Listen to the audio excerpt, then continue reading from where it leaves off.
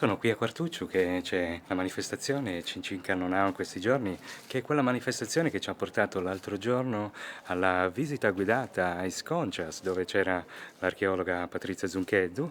È stata una bellissima mattinata. Si sosteneva, si chiama tomba di giganti perché ci seppellivano i giganti, no?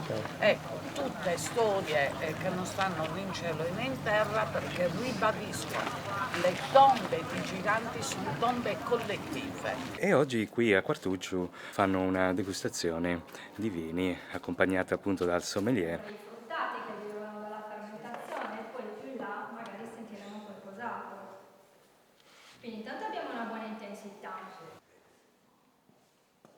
Abbiamo degustato 4 Cannonau diversi tra loro, provenienti da territori diversi, ma tutti con un'impronta femminile. Il Cannonau, contrariamente a quanto si dice o si pensa, non è quel vino aggressivo o come nella tradizione popolare macchi il bicchiere, ma in realtà è esattamente l'opposto. È un vino molto fruttato, molto elegante, con un tannino veramente soffice in bocca. Con Cincin Cannonau, questa manifestazione itinerante, vogliamo valorizzare e far conoscere anche ai sardi le origini del vitigno e le sue caratteristiche.